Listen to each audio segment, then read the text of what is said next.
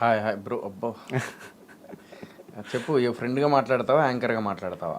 ఒక ఫ్రెండ్గా, ఒక పొజిషన్కి రెస్పెక్ట్ ఇచ్చే ఒక యాంకర్గా రెండు రకాలుగా మాట్లాడతా. సరే ఓకే, అంటే నాకు మార్నింగ్ లేవంగానే పొద్దున్న నేనే ఫోన్ చేశా ఇంటర్వ్యూ చేద్దామని చెప్పి. లేవంగానే ఒక 28 minutes వీడియో చూసా. బాగా ఎమోషనల్ ఫీల్ నువ్వు అనిపించింది. ఈరోజు చూసినావా? అది ఈరోజు చూసా. పొద్దున్న జస్ట్ సజెషన్స్ అట్లా వస్తే ఏదో రీల్ చూసిన తర్వాత 28 నీకు ఏమనిపించింది రా చూస్తూ ఉంటే? నిజం చెప్పు. నువ్వు నా పక్కనే ఉంటావు, నా పక్కనే తిరిగేటోడు కదా. నిజం చెప్పు, ఏమనిపించింది? పక్కనే ఉంటాను కాబట్టి నేను ఎక్కువ కనెక్ట్ అయిపోయాను నా వీడియోకి. కనెక్ట్ అయిపోయి కొంచెం బాధ అనిపించి, సరే మన వంతు ఒకసారి ఆడియన్స్కి తెలిసేలా చేద్దాం. మరి కింద ఎందుకురా ఇవన్నీ? లైక్ ఇందాకే నీ ముందు ఇంటర్వ్యూ ముందు నేను అన్నాను చూడు, ఒక్క నిమిషం ఆగు అని చెప్పేసి. ఎందుకు అనుకోండి నేను చెప్తా. సోహెల్ బిఫోర్ అండ్ ఆఫ్టర్ ఒక వీడియో చూసాను నేను పొద్దున్న. అది నిందరదా ఎత్తిగా నాకు కనిపించలేదు. బిఫోర్ రిలీజ్ ఒక మాట, ఆఫ్టర్ రిలీజ్ ఒక మాట. ఏంటిదని చెప్పు.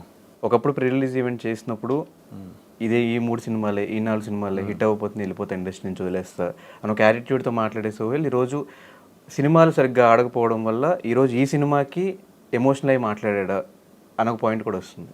ఇప్పుడు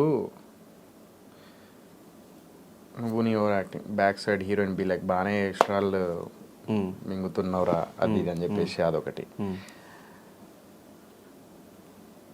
ఫస్ట్లో హీరోగా చేసినప్పుడు మూవీస్ అన్నీ ఫ్లాప్ అయినప్పుడు యాటిట్యూడ్ లేదు కదా అన్న. ఇప్పుడు నువ్వు ఓన్ ప్రొడ్యూసర్ కాబట్టి యాటిట్యూడ్ చూపిస్తున్నావా అనేది. Okay, I will give answer to every question, everything. అదే క్వశ్చన్ 100%. అదే మూవీ బాగుంటే మేమే చూస్తాం కదా, నువ్వు అంతా ఫోర్స్ చేసి అడగాల్సిన అవసరం లేదు. ఓకే, ఫస్ట్కి బాగా చెప్పినావు కదా బ్రదర్, ఇప్పుడు కూడా అలా చెప్పొచ్చు కదా, ఆడియన్స్ బ్రేక్ ఇస్తారు అంటే. అప్పట్లో ఇదే ఇలాంటివి చూసినప్పుడు ఇండస్ట్రీ వెళ్ళాలనిపించదు. ఏదో చూస్తారుగా, వెళ్ళేసి బిగ్ బాస్ విన్నర్ అయినా బెగ్గింగ్ చేయాల్సిందే. చూస్తున్నారుగా, బిగ్ బాస్ విన్నర్ అయినా ఏదైనా బెగ్గింగ్ చేయాల్సిందే. మా దగ్గర కూడా పైసలు లేవు, సో ఓటీటీలో చూస్తాం. కంటెంట్ లేదేమో, అందుకే ఈ స్టంట్స్. అందితే కాలు, అందకపోతే మెడ. ఫస్ట్ వెబ్ సిరీస్ చేసుకొని తర్వాత థియేటర్కి దగ్గర అవ్వు. అరే కంటెంట్ ఉంటే ఎవరైనా చూస్తారు, రావులే. అంత ఓవర్ యాక్షన్ వద్దు. మూవీలో మ్యాటర్ ఉంటే నువ్వు చూడొద్దు అంటే కూడా చూస్తారు. పబ్లిసిటీ అవసరం లేదు, బాగుంటే మౌత్ పబ్లిసిటీ చాలు. బలిగం హనుమాన్ ఎగ్జాంపుల్ తీసుకో, థియేటర్స్ తక్కువ అన్న కుమ్మినాయి. ఈ పర్ఫార్మెన్స్ సినిమాలో చేయి. సో ఇవన్నీ ఈ బిగ్ బాస్ కప్ కొనుక్కొని ఇంట్లో పెట్టుకునే రేంజ్ అన్న నీది. నీ సినిమా ఎవరు చూడకపోయినా 100 crores కలెక్షన్ వస్తుంది. Enjoy your attitude is your result. ఇంకా వీడు ఇలా అడుక్కుంటున్నాడు.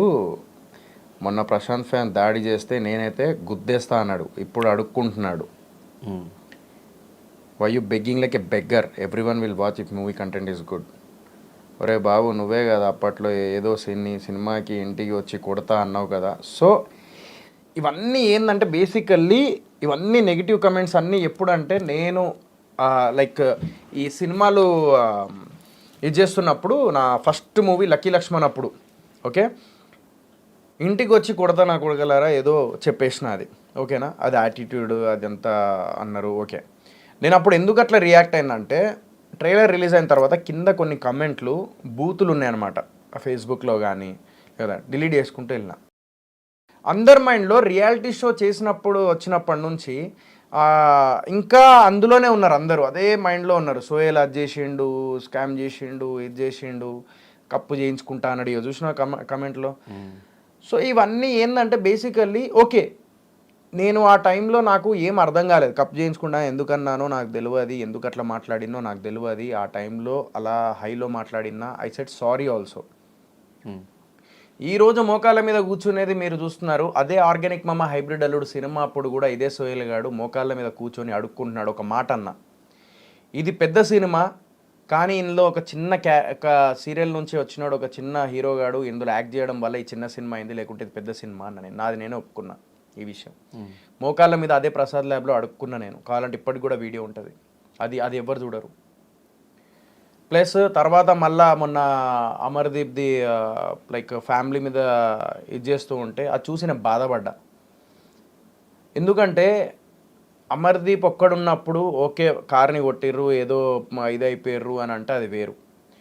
కానీ ఫ్యామిలీని నువ్వు ఇప్పటికి కూడా చూపిస్తా ఆ వీడియో, నీకు కావాలంటే నేను ప్లే చేస్తా నీ దాంట్లో ఇప్పుడు నేను మీ ఐ డ్రీమ్లో ఇప్పుడు ప్లే చేస్తా. బూతులు వాళ్ళ అమ్మని